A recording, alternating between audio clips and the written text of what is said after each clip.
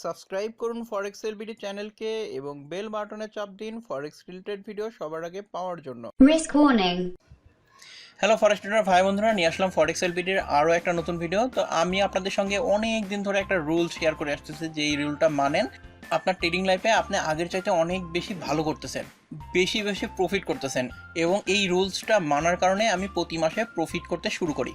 তাহলে বুঝতেই পারছেন এটা একটা গুরুত্বপূর্ণ একটা জিনিস। এর আগে আপনাদের কাছে আমি অসংখ্য ভিডিওতে একবার না বারবার বলছি যে এই রুলসটা মানলে আপনারা অনেক বেশি ভালো করবেন।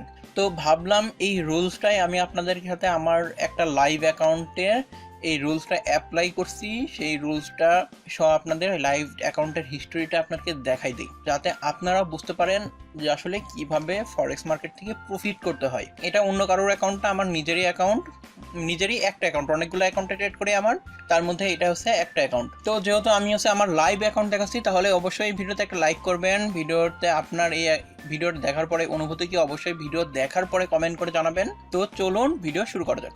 আর ফরেক্স এলবিডিতে অসংখ্য ভিডিও আছে, প্রায় 150-এর উপরে ভিডিও আছে। আপনারা এই ভিডিওগুলা দেখলে আপনার তাহলে কিভাবে ফরেক্স মার্কেট থেকে প্রফিট করতে হয় এবং কিভাবে নিজেকে তৈরি করতে হয় এইগুলো আপনারা খুব সহজে বুঝতে পারবেন।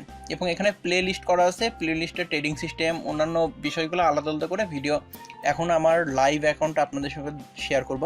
তো আমি চলে আসলাম আইসি মার্কেটের MT4। তো আইসি মার্কেটের উপরে দিকে দেখেন অ্যাকাউন্ট নম্বরটা আমি হাইড করে দিছি। আইসি মার্কেট লাইভ 22 মানে হচ্ছে আইসি মার্কেটের এটা সার্ভার, তার মানে বুঝতেই পারতেছেন এটা হচ্ছে রিয়েল অ্যাকাউন্ট। তারপরে নেভিগেটরের মধ্যে যদি আসেন তাহলে এখানে দেখেন কোনো ডেমো অ্যাকাউন্ট কিন্তু লগ ইন করা নাই। এটা হচ্ছে আইসি মার্কেট লাইভ 22, তার মানে কি এটা হচ্ছে রিয়েল অ্যাকাউন্ট, মানে রিয়েল অ্যাকাউন্ট, এর মধ্যে কোনো সন্দেহ নাই। আর আইসি মার্কেট কোনো সেন্ট অ্যাকাউন্ট প্রোভাইড করে না। তার মধ্যে আমি চলে আসলাম অ্যাকাউন্ট হিস্টোরি। আজকে কয় তারিখ? আজকে আমি যখন ভিডিও করতেছি তখন আজকের ডেট হলো 31 তারিখ। আপনারা হয়তো বা 2 তারিখে এই ভিডিওটা দেখতে পারবেন, কারণ এর মধ্যে এডিট করতে এগুলো আমার সময় যাবে। এখন আসি অ্যাকাউন্ট হিস্টোরিতে।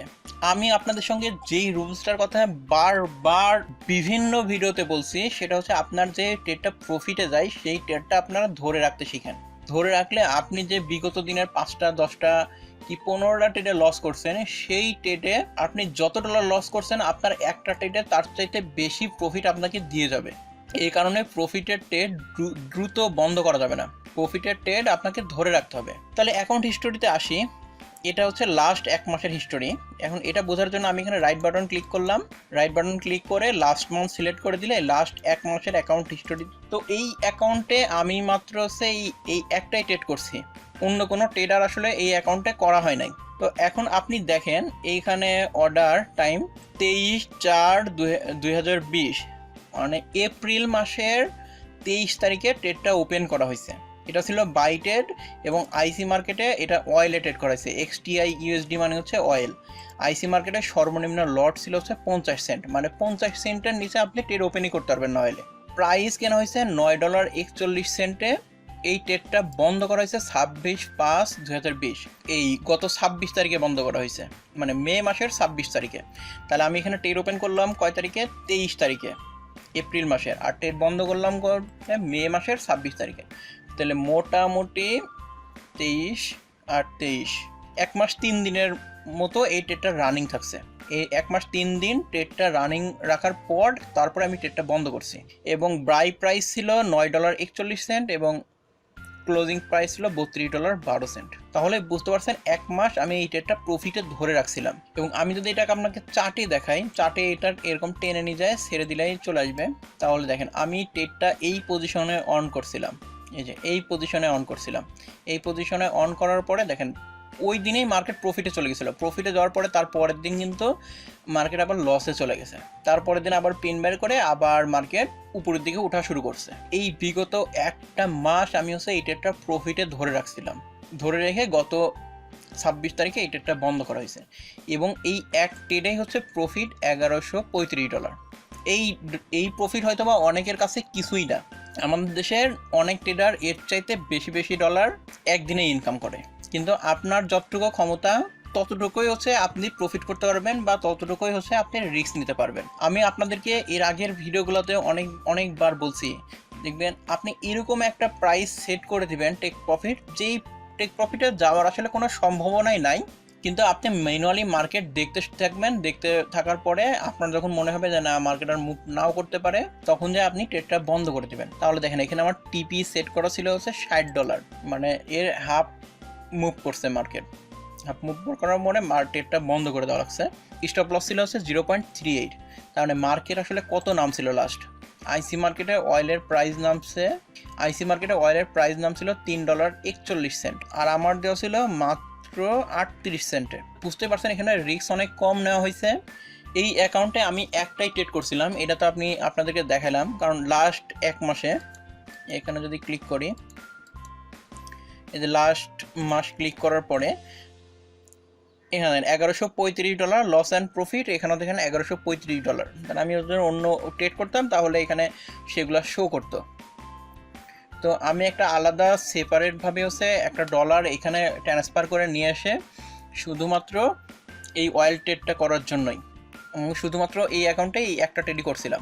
এই 27 তারিখে উইথড্র করছি $1580। এই হলো অ্যাকাউন্ট হিস্টোরি। তাহলে এটা আসলে মেন ব্যাপার না, মেন ব্যাপার হচ্ছে আপনারা যখন আছে আপনার একটা ট্রেড প্রফিটে যাওয়া শুরু করবে, তখন সেই ট্রেডটা আপনি চাবেন যত দূর সম্ভব, মানে যতটুকু সম্ভব ততটুকু এই ট্রেডটাকে প্রফিটে ধরে রাখতে, এবং আপনি যত বেশি প্রফিটে ট্রেড ধরে রাখতে পারবেন তত বেশি আপনি ফরেক্স মার্কেটে সাকসেস হবেন। তাই আমি আপনাদেরকে সবসময় বলছিলাম যে আপনার ট্রেড যখন হচ্ছে প্রফিটে যায় তাহলে সেই প্রফিটের ট্রেডটা আপনি ধরে রাখেন, প্রফিটের ট্রেডটা কোনো সময় বন্ধ করে দেবেন না। এই ক্ষেত্রে আপনারা যদি হচ্ছে আইসি মুকু ইন্ডিকেটর না বুঝেন, অন্যান্য ইন্ডিকেটর না বুঝেন, তাহলে আপনার সব সহজ একটা জিনিস আছে যার মাধ্যমে আপনার ট্রেডটা কত দূর পর্যন্ত রান করতে পারে এটা সম্পর্কে একটা ক্লিয়ার ধারণা পেয়ে যাবেন। এটা যেহেতু ডেইলি চার্টে আমি আপনাদেরকে দেখাচ্ছি, ডেইলি চার্টে আমি আপনাকে মুভিং অ্যাভারেজ এর আগে অনেকবার আমি দেখাইছি এই জিনিসটা, আবারও দেখাচ্ছি। মুভিং অ্যাভারেজ যদি অ্যাড করেন, মুভিং অ্যাভারেজ বেশি না, আপনি 10ই অ্যাড করলেন, ডেইলি চার্ট যেহেতু, ডেইলি চার্টে দেখেন এইখানে যখন আপনার ট্রেড প্রফিটে চলে গেছে আপনি প্লট করে ফেললেন, প্লট করে ফেলার পরে কি হচ্ছে, যতক্ষণ পর্যন্ত মুভিং অ্যাভারেজের নিচে না আসবে ততক্ষণ পর্যন্ত আপনি ট্রেড বন্ধ করবেন না। যতক্ষণ পর্যন্ত আপনার মুভিং অ্যাভারেজের নিচে না আসবে মার্কেট ততক্ষণ পর্যন্ত আপনি ট্রেড বন্ধ করবেন না। এটার সুবিধা কি? এটার সুবিধা হচ্ছে আপনার যখন এরকম একটা মুভিং অ্যাভারেজ প্লট করে নেবেন, এই মুভিং অ্যাভারেজ হতে পারে 10, হইতে পারে 20, হইতে পারে 30, হইতে পারে 50। এখন আপনার যেই টাইম ফ্রেম, যেই ট্রেডিং সিস্টেম, যেই পেয়ার, তার উপরে এটা নির্ভর করতেছে। এটা আসলে স্পেসিফিকভাবে বলা আসলে অনেক কষ্টকর। আপনাকে এরকম টেস্ট করে নিতে হবে কোন মুভিং অ্যাভারেজ আপনার পেয়ারের সঙ্গে, আপনার টাইম ফ্রেমের সঙ্গে ম্যাচ করতেছে, সেই মুভিং অ্যাভারেজটা আপনাকে বসাইতে হবে। যখন বসাবেন তখন দেখবেন যে আপনার এটার সাথে ইউজ টু হয়ে গেছেন। ট্রেড ওপেন করার আগ পর্যন্ত এই মুভিং অ্যাভারেজের কোনো দরকার নাই, এই মুভিং অ্যাভারেজ ডিলিট করে দিবেন, এই মুভিং অ্যাভারেজের কোনো দরকার নাই। যখন আপনার ট্রেড প্রফিটে যাওয়া শুরু করবে এবং আপনি কনফিউজ যে মার্কেট বুঝি এই ঘুরে যেতে পারে, এই ঘুরে যেতে পারে, আমার লস হয়ে যেতে পারে, সেক্ষেত্রে আপনার যখন প্রফিটে যাওয়া শুরু করবে তখন আপনি কি করবেন, মুভিং অ্যাভারেজ নিয়ে এসে মার্কেটে প্লট করে দেবেন। এবার নিশ্চিন্তে মার্কেট দেখতে শুরু করবেন যে আপনার ট্রেড প্রফিটে আছে, আপনি ঘুরেন ফিরেন যাই করেন, তাহলে মার্কেটে দেখবেন যে মার্কেটের কি কন্ডিশন, এবং আপনি মার্কেট থেকে সর্বোচ্চ প্রফিট নিতে শুরু করবেন। এরকম সেট আপ হয়তো বলতেছেন যে এরকম সেট আপ আসলে সবসময় পাওয়া যায় না, কিন্তু আপনি যদি চার্ট একটু ভালো করে খেয়াল করে দেখেন, মার্কেট যখন আপনার সাইডওয়েতে আছে, আপনার ট্রেডিং সিস্টেম সাইডওয়ে মার্কেটের জন্য না, ট্রেন্ডিং মার্কেটের জন্য, তো মার্কেট যখন সাইডওয়েতে চলে আসছে আপনার 2-1টা এসএল হিট করে ফেলছে, কিন্তু মার্কেট যত বেশি সাইডওয়েতে থাকবে মার্কেটের পরবর্তী মুভটা আসলে তত বড়ই হবে। তাহলে পরবর্তী যেই মুভটা আপনার এসএল হিট করার পরে যেই মুভটা করবে, সেই মুভ থেকে আপনি গত 3টা 4টা 5টা ট্রেডের এসএল এর লস তুলে আরো বেশি প্রফিট করতে পারবেন।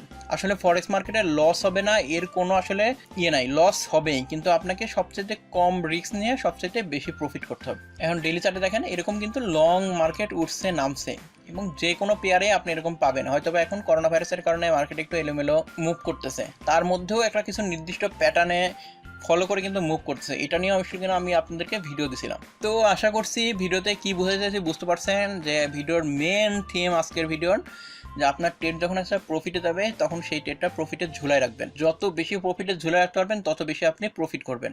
আর যখন একটা ট্রেড লসে যাওয়া শুরু করবে তখন আপনি বোঝার চেষ্টা করেন মার্কেটের আপনার ট্রেডিং সিস্টেম অনুযায়ী কত দূর গেলে মার্কেটের ট্রেন্ড চেঞ্জ হয়ে যেতে পারে। ট্রেন্ড চেঞ্জ হয়ে গেলে ওইটার যাওয়ার কোনো সম্ভাবনা নাই, তখন এই ট্রেডটা লসে বন্ধ করে দেন। আর যেই ট্রেডটা প্রফিটে যাওয়া শুরু করে তখন সেই ট্রেডটা প্রফিটে ধরে রাখেন। তো আজকের এই ভিডিও এই পর্যন্ত। ভিডিও ভালো লাগলে অবশ্যই লাইক কমেন্ট শেয়ার করতে ভুলবেন না। সম্পূর্ণ ভিডিওটা দেখার জন্য ধন্যবাদ।